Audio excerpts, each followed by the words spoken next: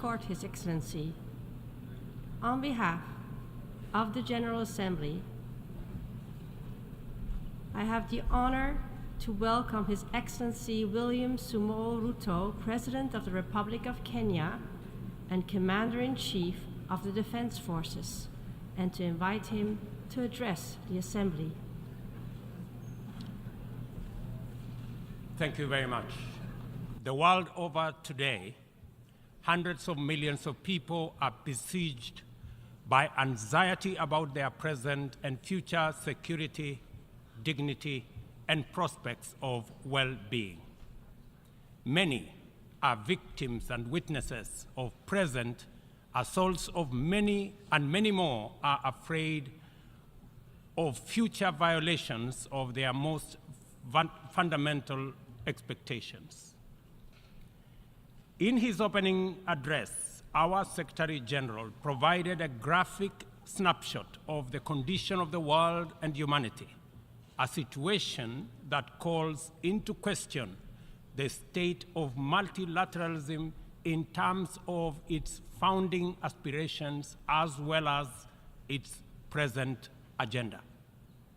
The poverty, fear, suffering, and humanitarian distress haunting the victims of conflict, drought, famine, flooding, wildfires, cyclones, deadly disease outbreaks, and other disasters are the outcomes of sustained violation of the most essential principles and the systemic neglect of humanity's dearest values, which lie at the very foundation of the UN Charter.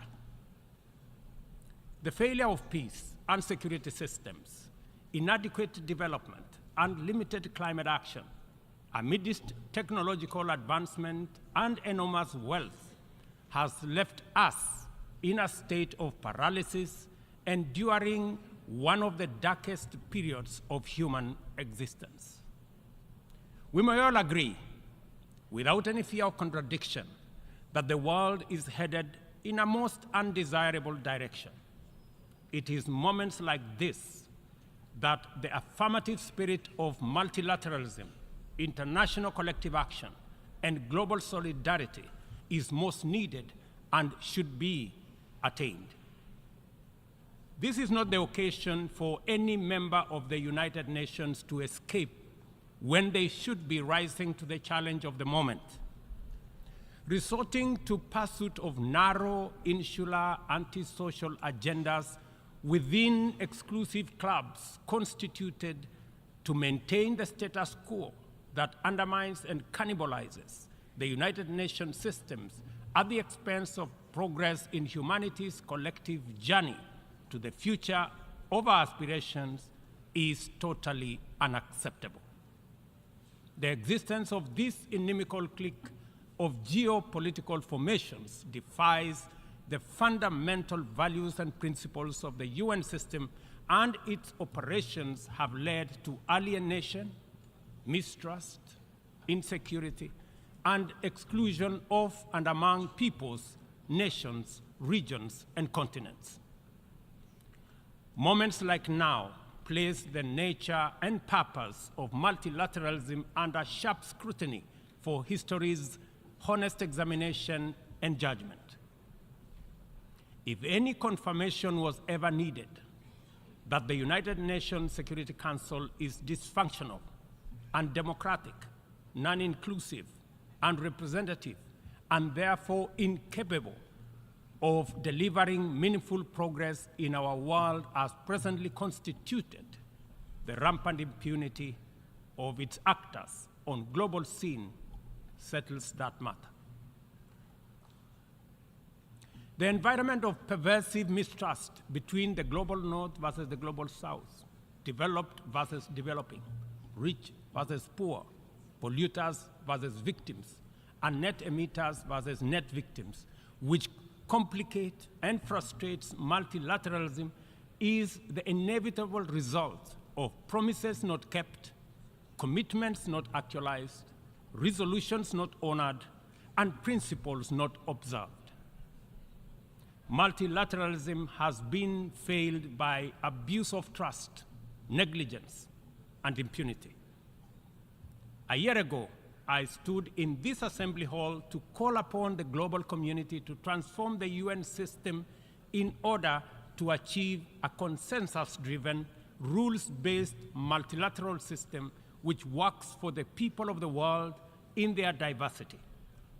It is time for multilateralism to reflect the voice of the farmers, represent the hopes of villagers, champion the aspirations of pastoralists, defend the rights of fisherfolk, express the dreams of traders, respect the wishes of workers, and indeed protect the welfare of all peoples of the world.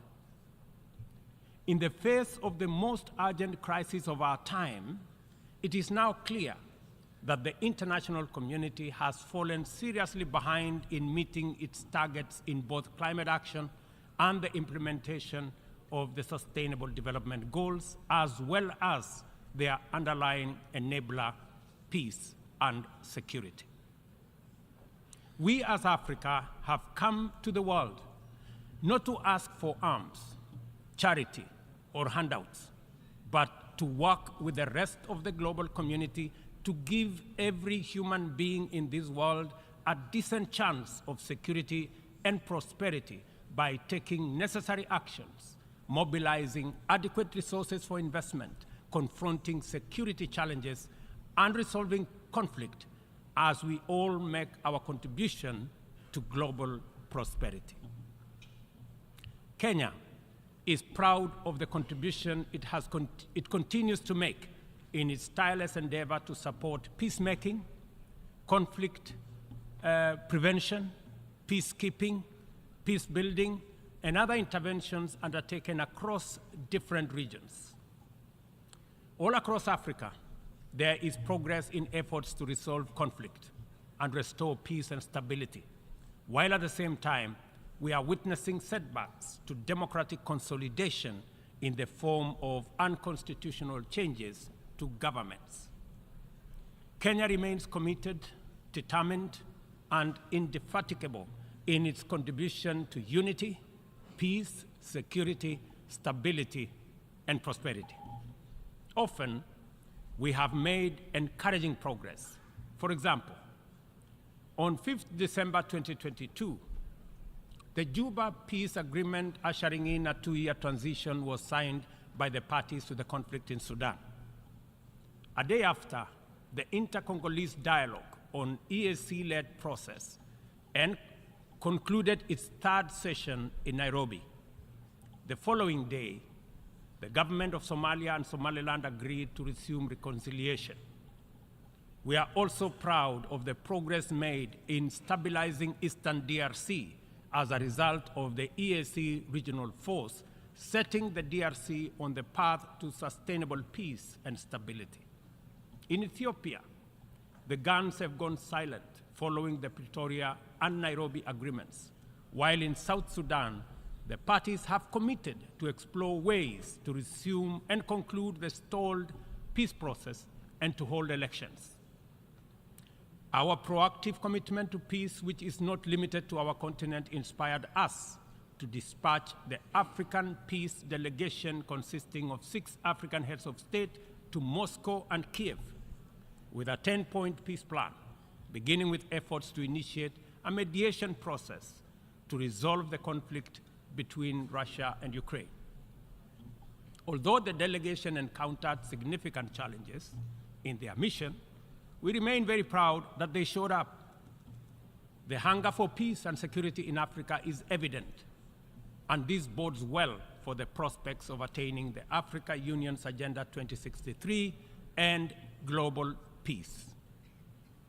Kenya stands in solidarity with all humanity without regard to region, border, or hemisphere.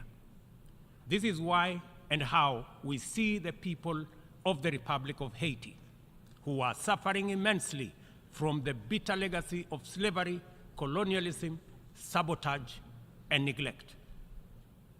As a nation which was forced to wage a painful struggle for our own independence and sovereignty, Kenya empathizes very deeply with the humiliation of our proud people in Haiti and the price they have had to pay for their hunger for liberty and the sorrow they have endured for their thirst for freedom.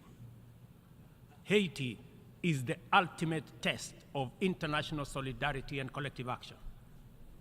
The international community has failed this test so far and thus let down our people very, very badly. Haiti deserves better from the world.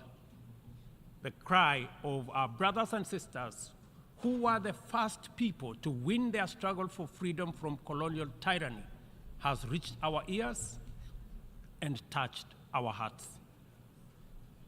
Doing nothing in the face of the historic isolation, neglect, and betrayal of the people of Haiti is out of question. Inaction is no longer an option. As we mobilize to show up for Ukraine and countries that have experienced the devastating impact of climate shocks, including Libya, Morocco, and Hawaii, we must not leave Haiti behind. We must commit to show up in the spirit of solidarity to support our people regain their political and socio-economic footing by reinforcing the underlying enabler that is security. Kenya is ready to play its part in full and join with a coalition of other nations of goodwill, and there are many, as a great friend and true sibling of Haiti. We urge the United Nations to urgently deliver an appropriate framework to facilitate the deployment of multinational security support as part of a holistic response to Haiti's challenges. We call on the Security Council to contribute positively by approving a resolution under Chapter 7 that tailors the security support mission to the specific needs of Haiti and its people. This should be part of a comprehensive strategy that includes delivering humanitarian aid, supporting livelihoods, instituting reforms, and fostering a political process guided and owned by Haitians, all in the aim of enabling free and fair elections within a reasonable time frame. We are encouraged by many countries which have already stepped forward to take part in this solidarity. We must recognize that stability, peace, and security form the foundation on which the pursuit and realization of sustainable development and climate action stands. This realization must enable us to formulate strategies which treat these initiatives as interconnected, mutually reinforcing, and complementary dimensions of a single agenda. The tragic spectacle of young people from Africa boarding rickety contraptions to gamble their lives away on dangerous voyages in pursuit of opportunities abroad, either as conflict, climate, or economic refugees, is a statement of the failure of the global economic system.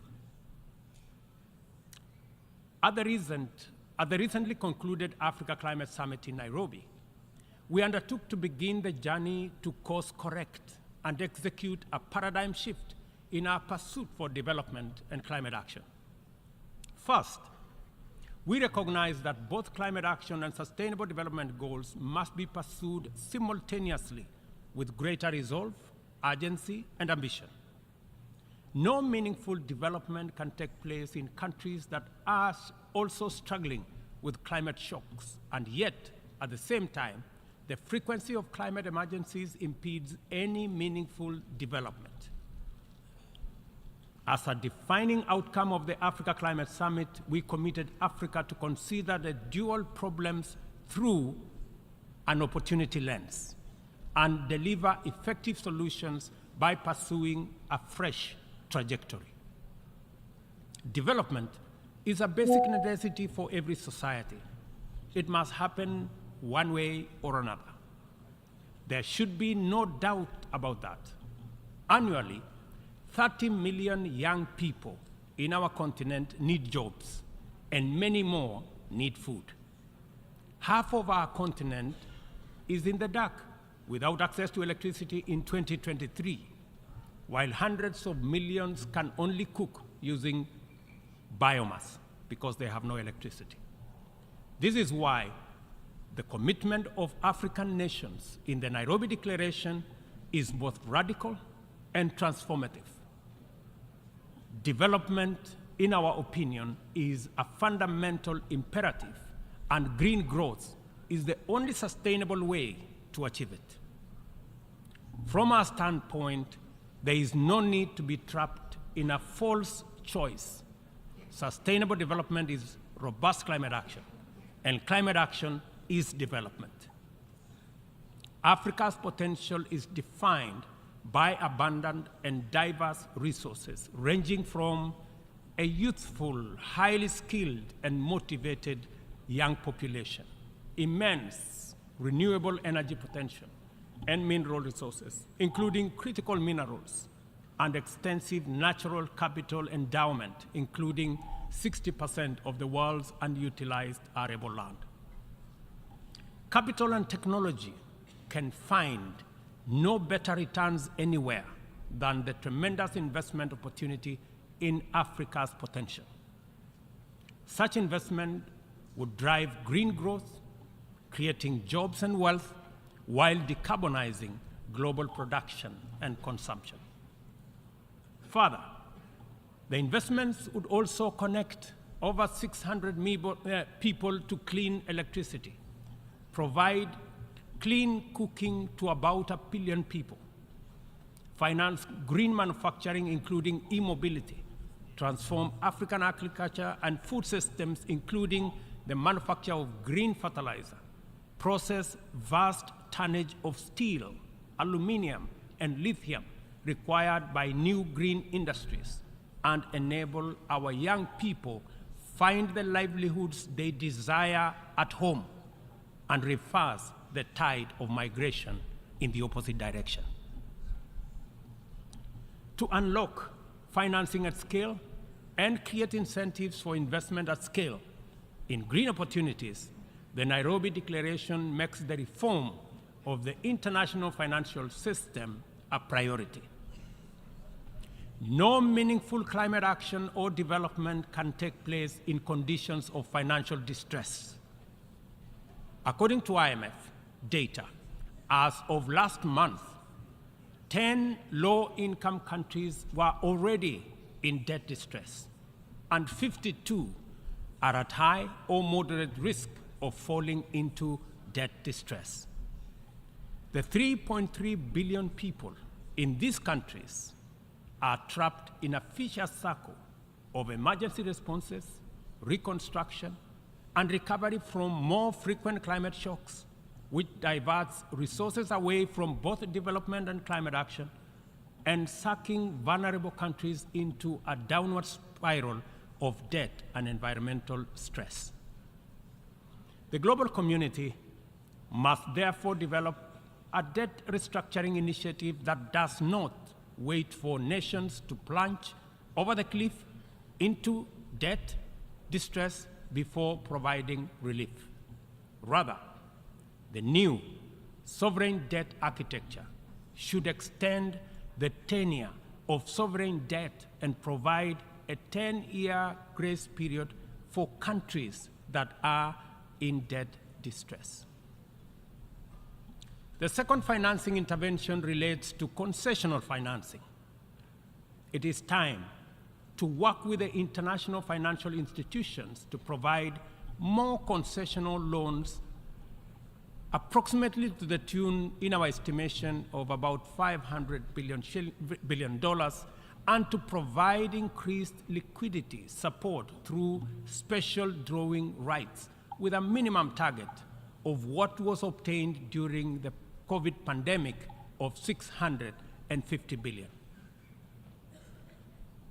Access should be based on specific needs, not entitlement, and this necessitates changes to the allocation mechanism different from what we saw during SDRs for COVID. The third critical reform is that of the financial market reorganization.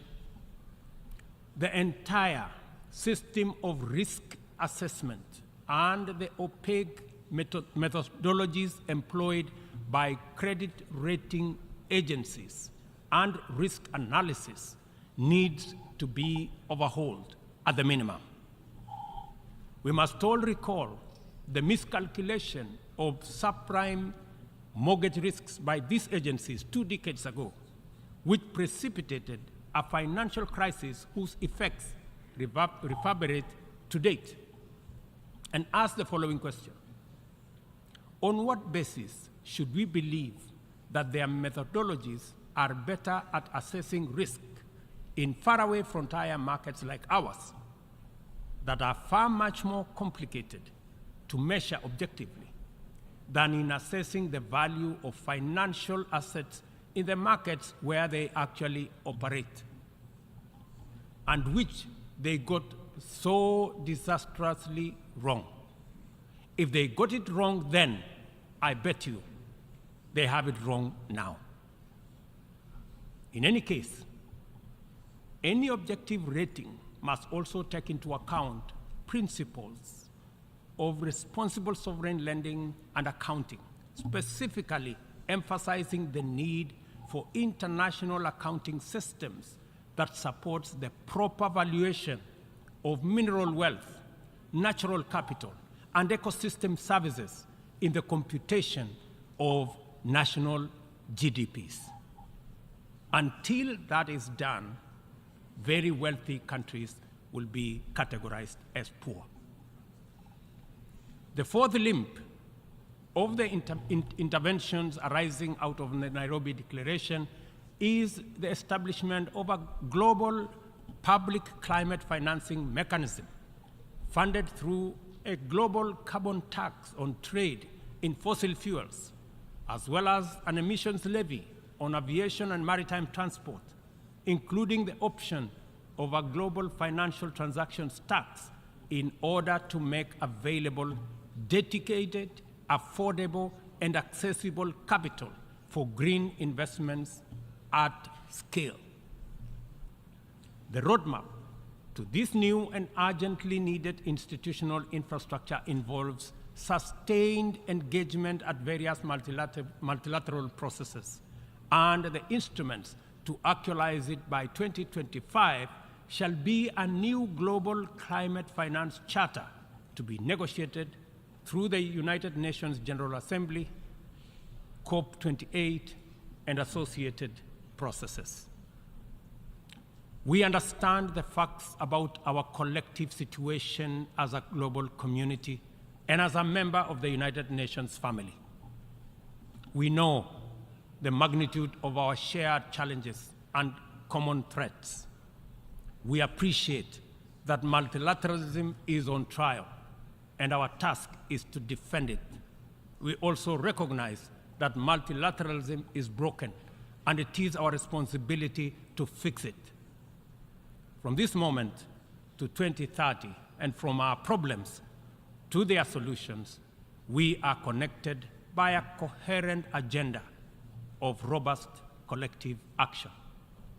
We must therefore muster the courage and will to stand together in solidarity and act, to right past wrongs, solve present problems, and secure our collective future, to protect and empower all people and support our friends in need, to restore broken trust, raise hopes high, and keep faith strong, and finally, to pursue, achieve, and sustain positive change in order to make billions of cherished dreams come true.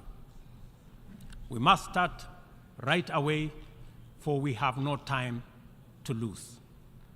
And I thank you. On behalf of the Assembly, I wish to thank the President of the Republic of Kenya and Commander-in-Chief of the Defense Forces for the statement just made, and I request protocol to escort His Excellency. The Assembly